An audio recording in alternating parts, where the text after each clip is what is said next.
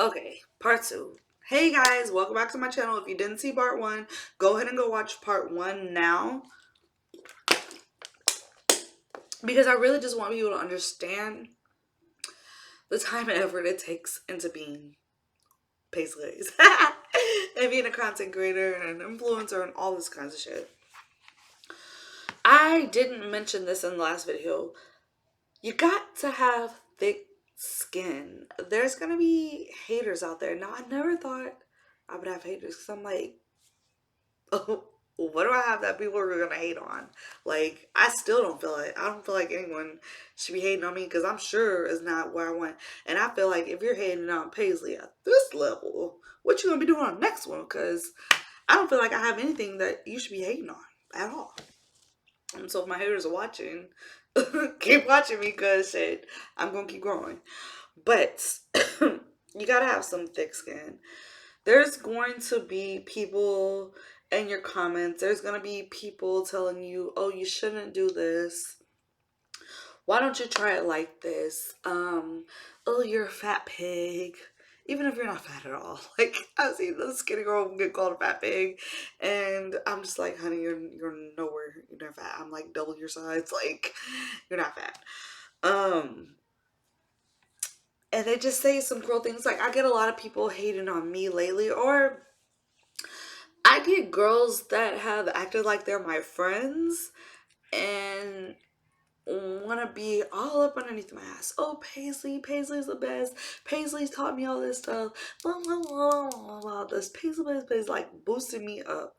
And then the next minute, them just flip out on me out of nowhere. Like, after they got what they want, after they got that free game from me, after I've helped them build their following, they just act like I did something to them. And I'm just like, honey, honey, baby, what the fuck is wrong with you? What's your problem? And I know it's girls like that out there that have done it to me. Guys try to say hateful things. Guys, why are you doing this? Can you go get a real job? Blah blah blah. No, honey, you're just mad because you have to go to work and I sit at my house and I make my money there and I make my own schedule, and you have somebody telling you your schedule and when you can take off and when you can go eat, and I do it for myself. So I feel like you get to that point and people hate on you for that. And don't hate, baby. Just ask me to learn to do what I do and I can help your ass out too. Um, let's see. You gotta make sacrifices. Sometimes the things, now don't do, okay, it's kind of contradicts itself. You don't want to do anything you're not comfortable with doing, solely specifically to my sex workers.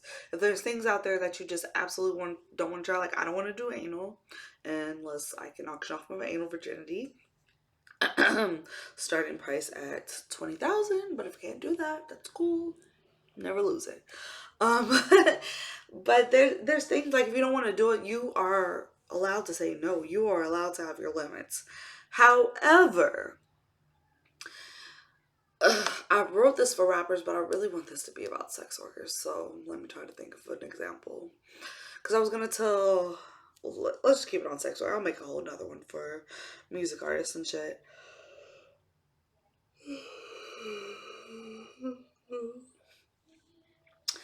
If all you have are the same selfies on your Instagram feed, if all you're doing is making twerking videos or you're just showing off your boobs and you're just doing basic things, what is going to set you apart from all the rest of the people out there?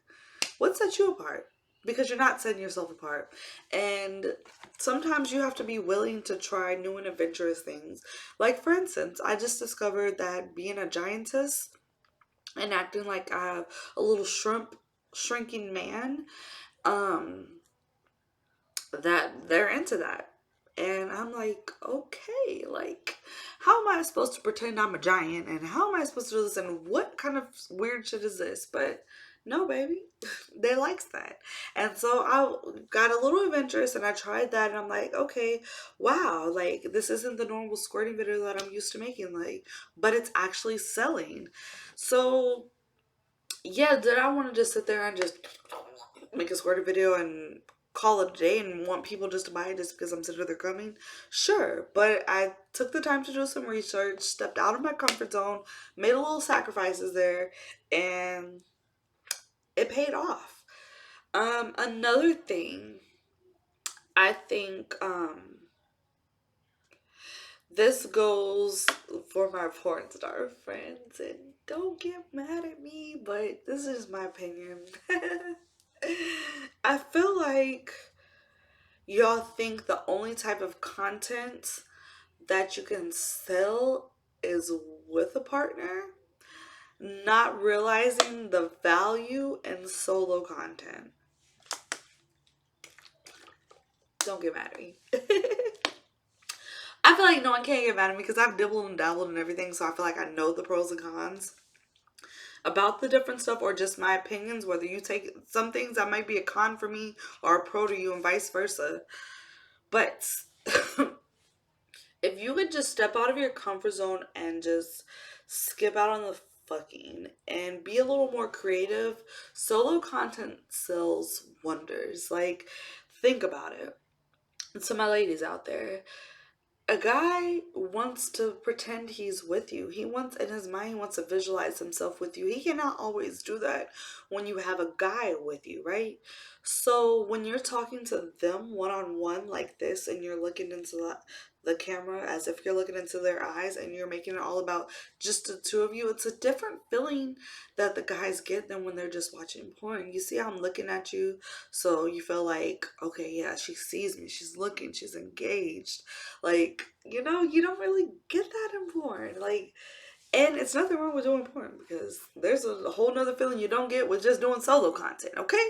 But I'm just saying, y'all can try a little solo content every now and again in between. Unless you're like my friend Finn and you're just fucking someone every damn day.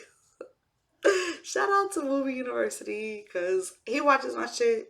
And you know what? Y'all need to go follow his OnlyFans because it's a new bitch every day. Oh my gosh, all different flavors, all different sizes. Like, man, you're missing out if you're not on his OnlyFans.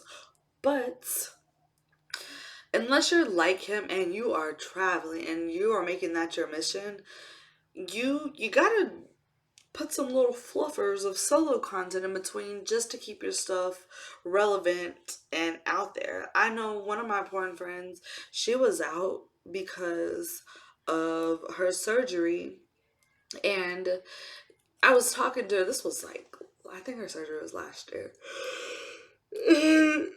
I was telling her all kinds of stuff she could do that didn't involve it, and I know she was hearing me. And if she's watching this, she's gonna know I'm talking about her. But I know she was hearing me. I gave her all kinds of ideas, and she didn't do not one of them. But she doesn't have that much content. I'm like, girl, you could have so much content if you just did you some solo content. And you know, but some people just like the porn they want to stay in porn. Back to my list now.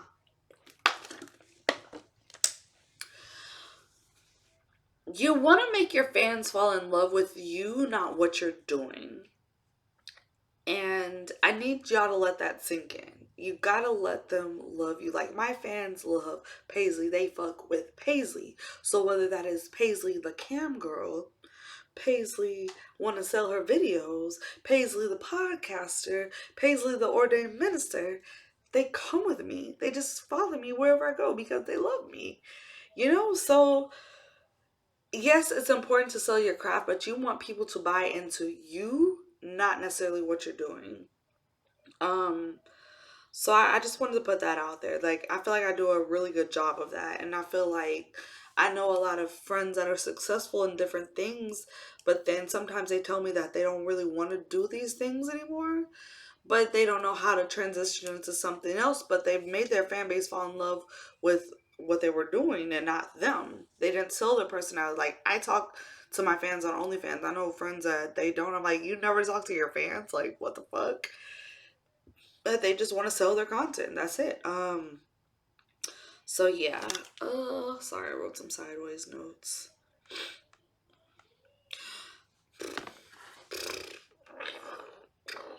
Industry friends are not your friends. They're your coworkers. Let me say it again. These people are not your friends. Yes, you will look up and find friends. It took me over 3 years to look up and find friends, some real friends in this industry. But these people ain't your friends, baby. They're your coworkers. It ain't even me. Like, if we collab together, just because I reach out to you and say we collab together, that don't make you my friend. Like, I'm just saying.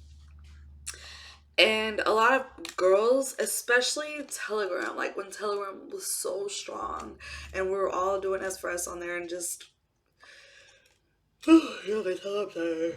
But there's so much cattiness, but I never got into that. You know why? Because I went on there and I was only talking business. These people just want to talk about personal stuff. Even, okay, I was talking to a friend earlier. I guess she's a friend. She's on her way to be my friend, I guess. Put her in that category. And she made a comment. It wasn't even like a messy comment or whatever, but she just made a comment about one of my industry friends. And again, it wasn't nothing bad or whatever, but I was just like, why did you just bring that person up when, like, and she was like, oh, well, you don't talk to them? You don't know? And I was like, yeah, I know. And yeah, I talk to them. But I go, like, I don't really talk to other people about other people, like, even bad or good, because I just don't got the time for that. And that's how shit mess gets stirred up. So if I got something to say to whoever, I'm just gonna go tell them directly. Or, if they did something funny, even if it's something like, I don't know, like, personal is personal. If I'm talking to you, I'd rather just be about business. So that's just me. Be careful who you choose to make friends with in the industry, because a lot of people are just your friend at first because they're trying to get some benefit off of you, which isn't necessarily a bad thing, because I'm guilty of doing that too. But I'm not trying to kiss someone's ass and get from them. Like, I'm really either trying to be their friend or I'm trying to learn something. I'm asking them, like, damn, you're in the top this percent. How'd you get there? What you doing? Like, shit, I'm talking to you. Like Crib Mac, for example. His YouTube blew the fuck up. Like, when I became friends with him, he barely had 50,000 followers, and now it's over 220,000 followers. And I'm like, what the fuck? Like, you're on. Oh my gosh, that's so amazing. But and he did post me on his channel one time. But do I keep when I talk to him, do I just be like, hey, can you post me? Hey, this no, that's my friend. We talk as friends. Um, but I've known people in the industry that have talked as friends. Just don't tell these people too much of your personal business if you don't really know them like that. Just be careful out there. Um, some key pointers that I wanted you to take is just your work is never ending. This is actual work. It's not easy. You get stuck into thinking about this 24/7. Oh, I still want to know what I wanted to tell y'all about getting fans. It's like I made a note of that and like it like totally just left my brain. Maybe because I'm tired and lit. Gotta have thick skin. It's all about taking a risk. Gotta make some sacrifices out there and keep your mental health strong. I'm about to be out because I ain't got shit else to say. Oh, I got on because I had wrote these comments. I was like, look, I'm here to help. But can y'all please stop asking me how to sell panties, blah, blah, blah. Because y'all ask me and y'all don't follow all the way through. And then I put, if you aren't willing to use my referral code, or if you already signed up, if you're not willing to pay me. Well, by now you can see why I would put things like that. Like, me getting money off of telling you anything is really big for me. Like, or getting something, or at least seeing trying to be successful. Because I give too many people free game, and nothing's wrong with free game necessarily, but these people don't take your game and use it and apply it. So really, I just wasted my time talking. I'm trying to sum it up. If you're gonna waste my time, I hate time wasters. If you don't understand, I said if you don't have 50 to 60 plus hours to put into this, if you don't understand that you need to make this at least at minimum like a part-time job and actually have a schedule and stick to it, you can't get into this. You're not gonna be successful. Um, but yeah, it sums it up what I had to say. And comment below what you think.